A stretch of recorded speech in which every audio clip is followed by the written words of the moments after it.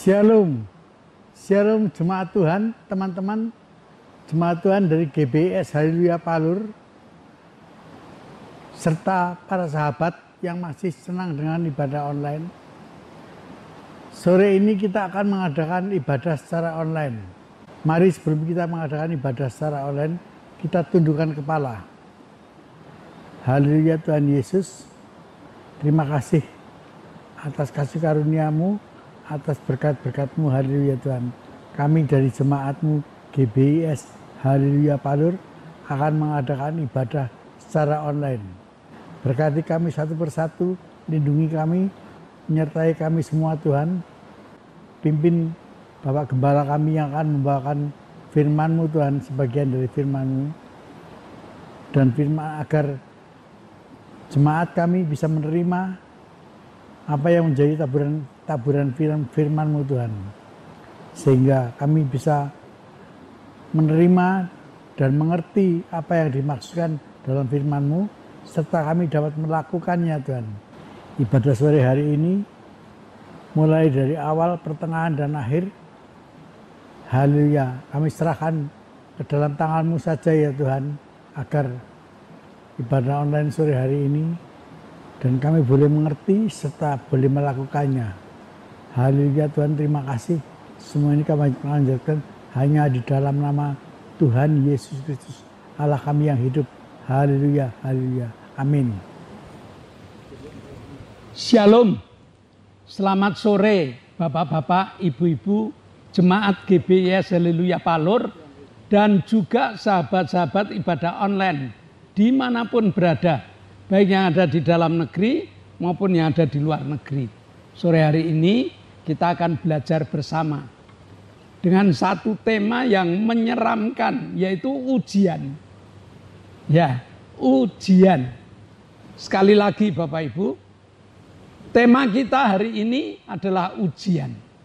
Kata ujian itu kata yang menggetarkan jiwa, menggetarkan hidup kita. Pada saat kita menghadapi ujian cari SIM, gampang kan? Lalu ujiannya itu hanya beberapa patok disuruh kita melewati dengan keadaan zigzag. Anak-anak muda datang awal, dia belajar, dia mempraktekkan, tidak ada satupun yang jatuh. Luar biasa. Tetapi begitu ujian, ada polisi yang ada di situ, lalu mempraktekkan.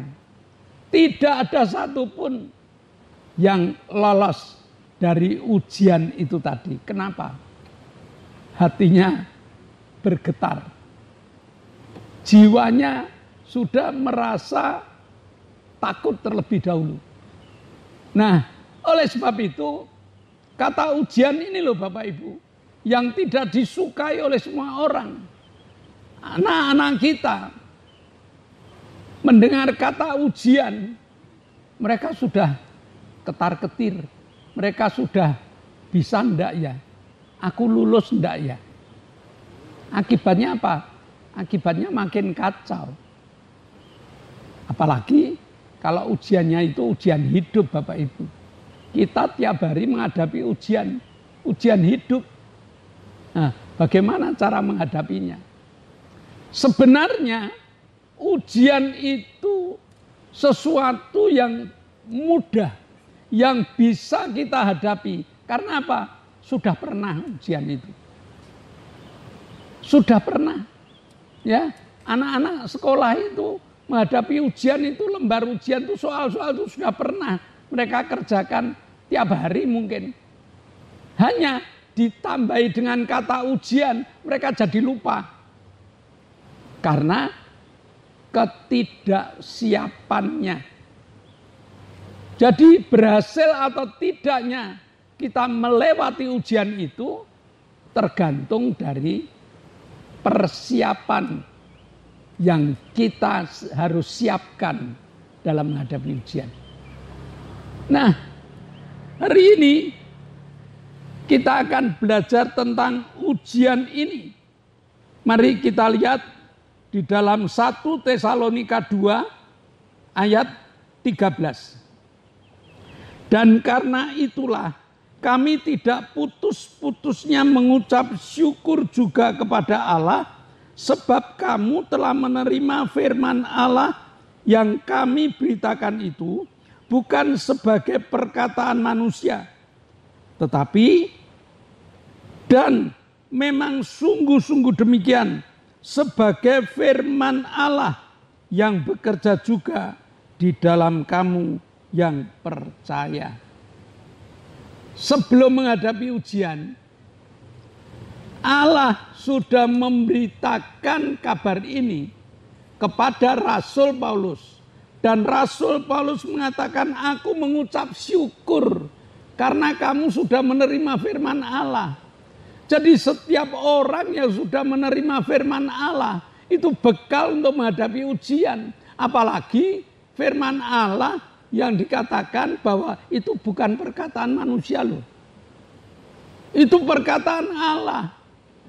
Jadi setiap soal-soal yang dihadapi, jawabannya ada di dalam perkataan Allah yang hidup, yang berkuasa, yang memiliki kekuatan yang tak terbatas.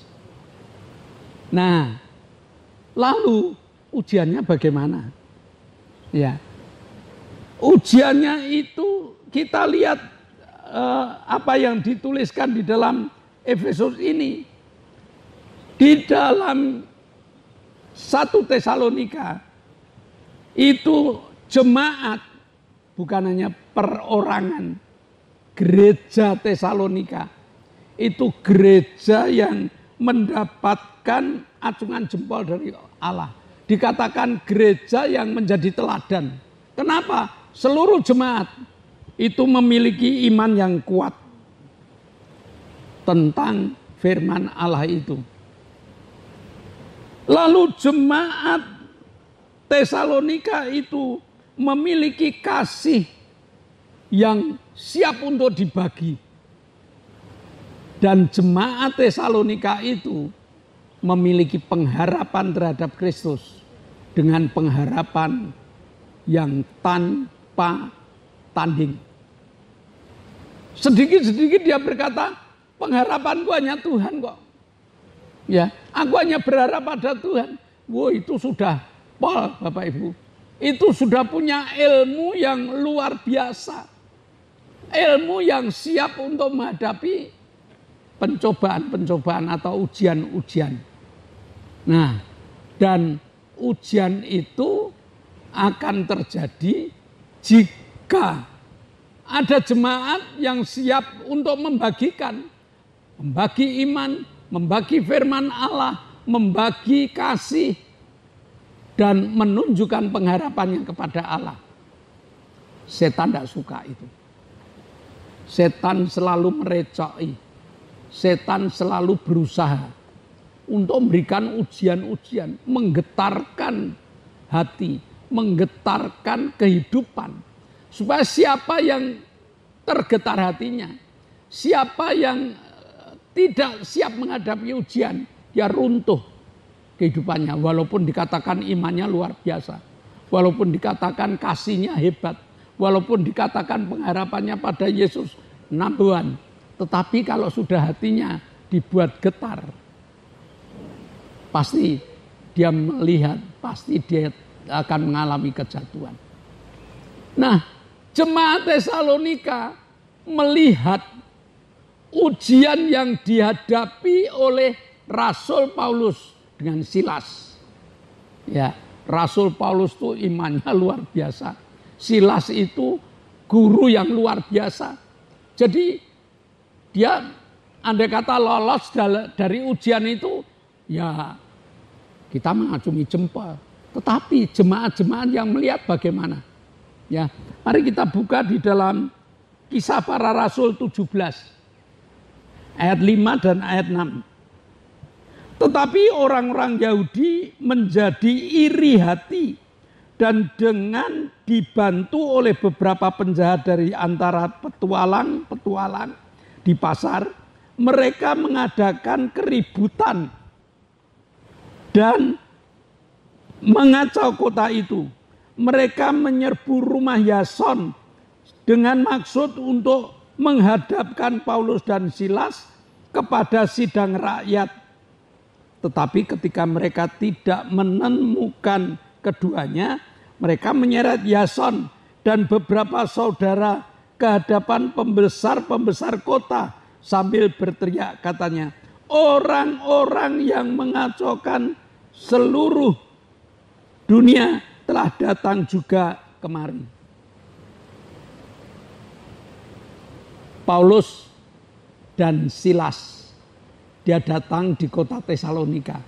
Dia mengajar selama 3 minggu, Bapak Ibu. Dia mengajar jemaat selama 3 minggu. Sehingga menjadikan jemaat hebat. Menjadikan jemaat luar biasa. Menjadikan jemaat yang percaya bahwa itu firman Allah. Menjadikan jemaat yang percaya tentang pengharapannya pada Yesus. Dan membagi kasih. Tidak gampang, Bapak Ibu. Tetapi dengan kegigihan itu, sehingga perubahan karakter, perubahan kehidupan keseharian itu tampak nyata. Nah, karena perubahan-perubahan terjadi, setan masuk. Kepada siapa? Kepada orang-orang Yahudi yang ada di situ. Dia diberi iri hati. Kok Paulus bisa seperti ini ya? Kok aku enggak? Lalu dia mengajak pengacau-pengacau. Untuk apa? Kalau sekarang namanya demo, Bapak Ibu. Dia mengajak untuk membuat huru-hara di kota Tesalonika. Supaya pemerintah Tesalonika itu terpengaruh. Lalu menangkap Paulus dan Silas. Tujuannya seperti itu. Sebenarnya tujuan tidak seperti itu. Kalau Paulus dan Silas ditangkap itu kan sudah pekerjaan tiap hari. Berapa kali Paulus dimasukkan dalam penjara. Berapa kali Paulus harus mendera sakit penyakit. Karena dipukuli, karena dihajar oleh massa. Berapa kali. Tetapi ini ujian bagi jemaat. Melihat orang yang dikasihi. Melihat guru yang baik, melihat orang yang mengabarkan Injil, lah kok didemo seperti ini. Bagaimana hatinya? Ya, bagaimana hatinya? Untung Bapak Ibu. Dia tidak melihat kalau didemo itu bagaimana. Tetapi dia melihat bahwa Allah menyelamatkan yang namanya Paulus dan Silas itu. Dengan cara dimasukkan rumah Yason. Setelah malam, dia dibawa pergi ke Berea. Ya, Kisah Para Rasul 17 ayat 10.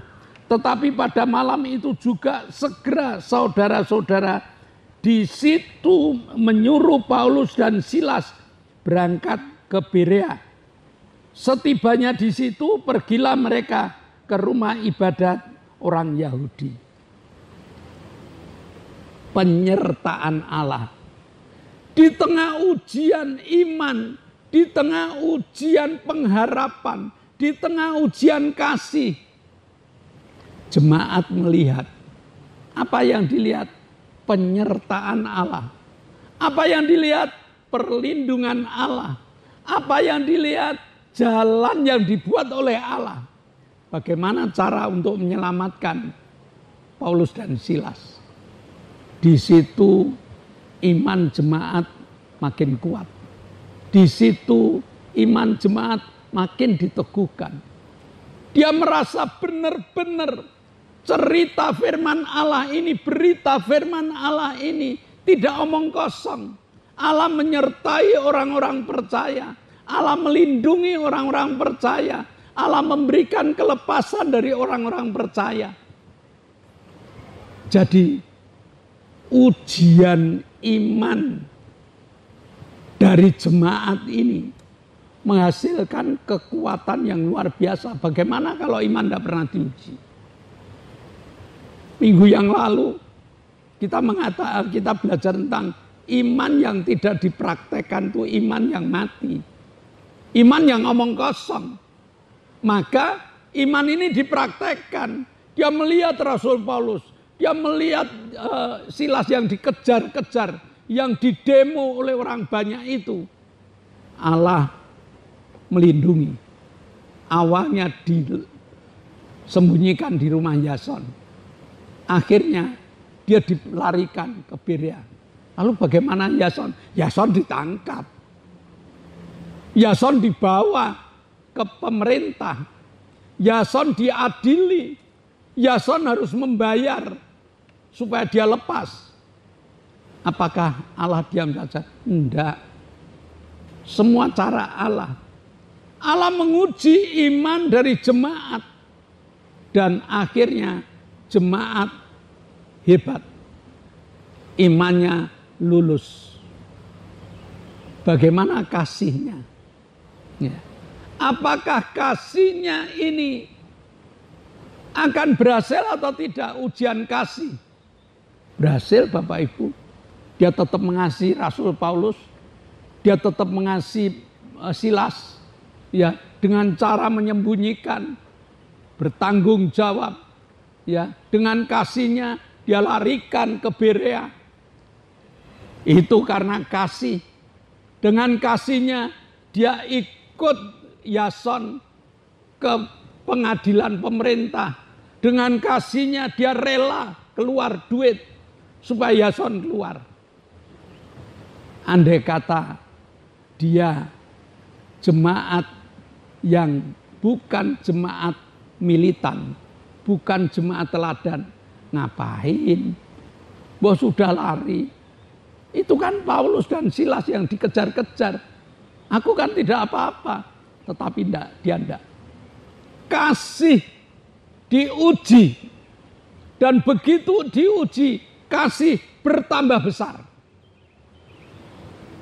Berhasil lulus dari ujian kasih. Dan yang ketiga, berharap kepada Yesus. Jemaat memiliki harapan kepada Yesus. Di tengah ketakutan yang luar biasa, di tengah kebingungan yang luar biasa, dia masih memandang Yesus yang hebat. Dia masih memandang Yesus yang luar biasa. Dia masih memandang firman Allah yang mengatakan, aku akan menyertai kamu sampai kesudahan alam. Itu diandalkan. Itu diandalkan. Membuat jemaat tidak ada satupun yang mundur.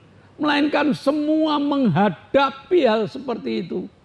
Dengan muka penuh senyum, muka gembira.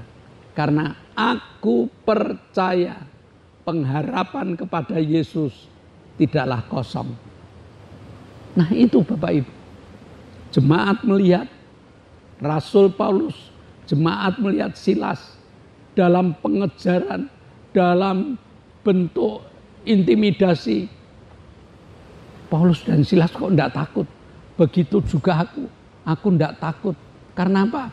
Paulus dan Silas saja diselamatkan Tuhan, masa aku enggak? Saya sering kali mengatakan, kalau yang lain ditolong, masa saya enggak? Nyanyian zaman dulu Bapak Ibu. Itu membuat ujian-ujian yang datang, ujian kehidupan kita. Kalau ujian kehidupan kita tidak akan ditangkap, tidak dikejar-kejar. Ujian dalam kehidupan kita tidak akan dibawa ke pengadilan. Tetapi ujian harian bagi kita, itu bisa muncul ujian ekonomi. Bisa muncul ujian sakit penyakit. Bisa muncul ujian masalah. Mulai dari masalah yang kecil sampai dengan masalah yang besar. Bagaimana cara menghadapinya? Kalau kita sudah siap.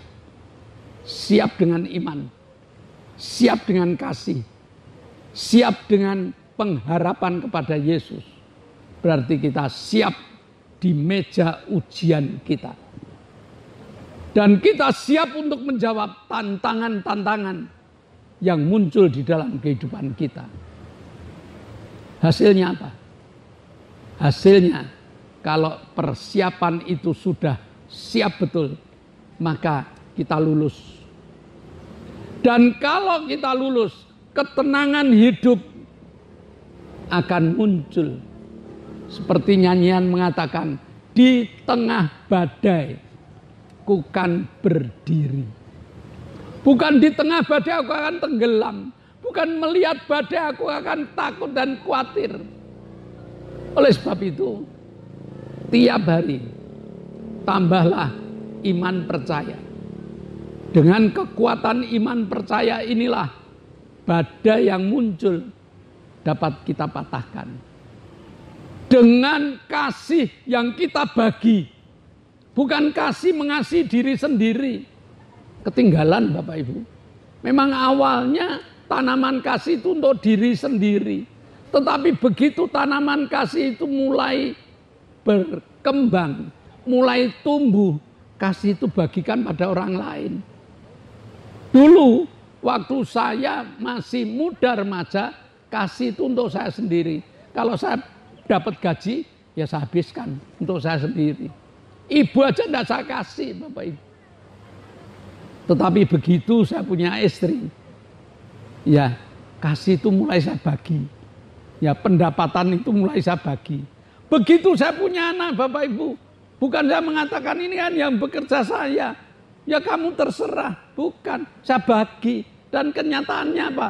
Dibagi kepada anak 4. Dibagi dengan istri 1. Cukup, bahkan melimpah. Tapi andai kata saya punya pengertian, tidak akan saya bagi. Gaji saya ya untuk saya sendiri. Rumah tangga saya kacau. Apalagi kalau saya sudah berkembang, kasih itu juga mengasihi orang lain. Melihat keadaan orang lain. Kasih yang berkembang membuat kita tegak berdiri Bapak Ibu. Jangan takut berbagi kasih. Dan mari kita bawa mereka berharap kepada Yesus. Allah yang luar biasa. Yang senantiasa memberikan kekuatan. Suatu saat kita menghadapi iman yang lemah. Suatu saat kita menghadapi kasih yang hampir habis. Kalau pengharapannya pada Yesus itu masih kuat, maka Yesus seperti charger yang kuat. Dia akan ngecas iman kita. Dia akan ngecas kasih kita. Dan kita tegak berdiri. Hadapi ujian dengan kesiapan. Iman yang disiapkan, kasih yang disiapkan, dan pengharapan yang kita punyai. Maka kita akan menjadi contoh dan teladan bagi jemaat lain. Mari kita berdoa. Bapa, kami mengucap syukur. Ujian bukan membuat kita takut. Tetapi ujian memberikan kebanggaan bagi kita. Ternyata Allah akan menaikkan derajat kita. Allah akan menaikkan kualitas hidup kita. Sehingga apapun yang kita lihat, yang kadang-kadang menggetarkan hati, tetapi kami siap. Iman yang kau berikan, modal yang kau berikan, yaitu kasih yang kau berikan, dan pengharapan yang kau ajarkan, akan menjadi jawaban-jawaban ujian kami. Terima kasih Bapa, dalam nama Yesus kami telah berdoa dan mengucap syukur. Yang percaya katakan amin. Nah, shalom Bapak Ibu. Kita akan mengakhiri ibadah kita saat ini. Namun sebelum mengakhiri ada beberapa hal. Yang pertama pengumuman.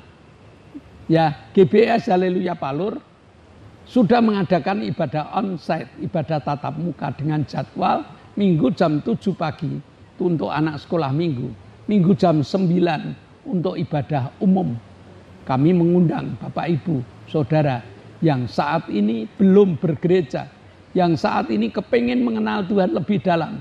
Kami akan sambut Bapak Ibu dengan jadwal yang sudah kami sediakan. Tiap hari Selasa ada ibadah pendalaman Alkitab. Dan di dalam ibadah pendalaman Alkitab ini kita akan pelajari ayat demi ayat.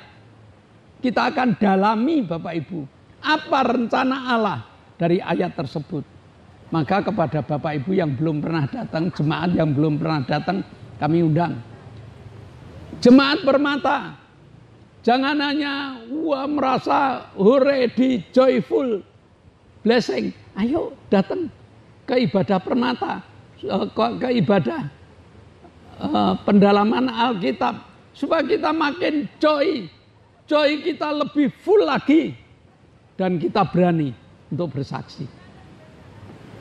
Jemaat cabang, ayo datang pada ibadah pendalaman Alkitab, supaya pendalaman Alkitab kita ramaikan. Ya, Selasa jam 6 sore. Lalu hari Jumat ada 2 kegiatan. Ibadah Permata, yaitu Joyful Blessing. Lalu ibadah cabang. Jumat jam 6 sore itu ibadah Permata yang diberi nama Joyful Blessing. Ini bisa pindah dari rumah satu ke rumah lain.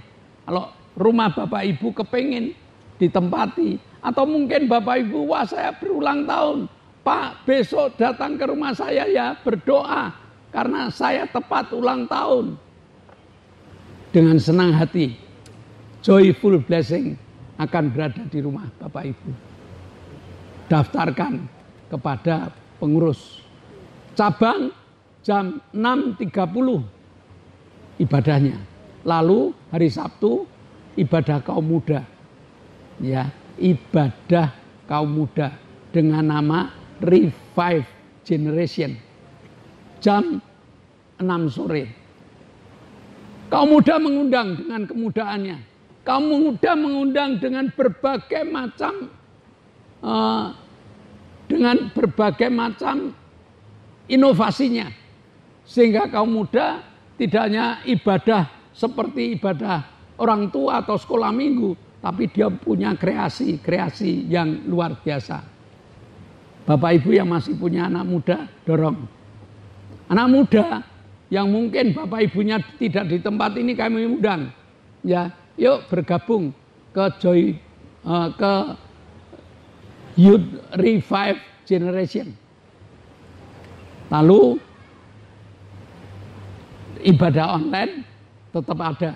Doakan Bapak Ibu. Dan kalau Bapak Ibu mengikuti ibadah online, tolong di like, di share minimal 5 orang. Supaya berita firman Tuhan ini makin berkembang, makin banyak yang mendengar, makin banyak taburan Bapak Ibu, makin tumbuh tanaman berkat untuk Bapak Ibu. Nah, saya rasa cukup itu pengumuman.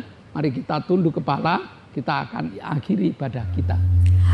Kami bersyukur padamu Tuhan, Engkau telah pimpin kami untuk beribadah, memuji, memuliakan nama-Mu. Engkau telah pimpin kami untuk belajar firman-Mu. Sekarang Bapa, kami menaikkan doa syafaat kami. Kami berdoa untuk bangsa dan negara kami. Tuhan pimpin berkati bangsa dan negara kami. Engkau telah pilihkan presiden buat bangsa Indonesia. Berkati beliau Tuhan, berikan hikmat-Mu, berikan penyertaan-Mu. Kau akan pimpin tiap langkahnya sehingga presiden kami dapat melakukan tugas-tugas dengan baik. Kami berdoa untuk pemimpin-pemimpin negara yang lain. Bapak pimpin berkati beliau untuk menunaikan tugas-tugasnya. Pemimpin negara kami dari yang atas sampai bawah RT RW. Bapak pimpin berkati beliau. Terima kasih Bapak. TNI, Polri kami serahkan ke dalam tangan-Mu, berkati beliau untuk mengamankan negara kami. Dalam nama Yesus kami berdoa dan bersyukur. Bapa, kami bersyukur Engkau memberkati ibadah kami, pendalaman Alkitab ini dengan ujian yang kami siap sebelumnya. Sehingga dengan kesiapan ini kami akan menjadi pemenang di hadapan Kristus dan di hadapan dunia. Meteraikan firman-Mu dalam hati, jiwa, dan roh kami. Dan sebentar kami akan berpisah satu dengan yang lain. Namun kami percaya Engkau akan memberkati kami dengan berkat yang melimpah. Dan saat ini kami berdoa untuk teman-teman kami. Kami berdoa untuk Ibu Gito. Kami berdoa untuk Ibu Mintarsih. Kami berdoa untuk Ibu Arin. Kami berdoa untuk Pak Ngadiman. Kami berdoa untuk Pak Tris. Kami berdoa untuk Pak Isa. Kami berdoa untuk Bapak Petrus Ngadio. Jamaah Tuhan, pada saat kami berdoa tangan Engkau tumpang. Kami tindak dalam nama Yesus. Jadilah sembuh. Demikian juga kami bersyukur Engkau telah menyembuhkan Pak Paulus Sugito. Engkau telah menyembuhkan Ibu Bambang. Engkau telah menyembuhkan Ibu Satinem.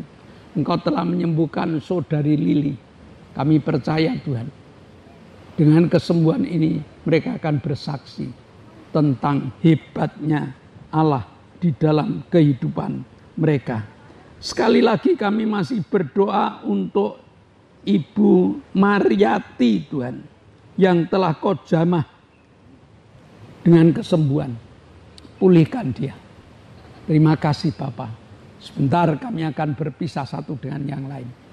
Kami percaya Kau telah membuka tingkap-tingkap langit-Mu. Engkau telah curahkan segala berkat. Jemaat yang dikasihi Allah, kedangkanlah tangan-Mu. Nikmatilah berkat yang Allah kirimkan untuk engkau. Karena saat ini Allah telah membuka tingkap-tingkap langitnya dan mencurahkan segala berkat-Nya. Terimalah berkat untuk rumah tanggamu. Berkat untuk usaha pekerjaanmu. Berkat untuk rancangan-rancangan hidupmu. Berkat jasmani, berkat rohani. Terus mengalir dan mengalir limpah. Sampai setiap orang yang ketemu Engkau heran. Karena Engkau diberkati. Dan jika kita berpisah satu dengan yang lain, bawalah berkat dari Allah Bapa, cinta kemurahan dari Tuhan Yesus Kristus, serta persekutuan Roh Kudus menyertai engkau mulai hari ini sampai Maranatha, Tuhan Yesus datang yang kedua kali. Yang percaya katakan amin. Shalom. Tuhan memberkati.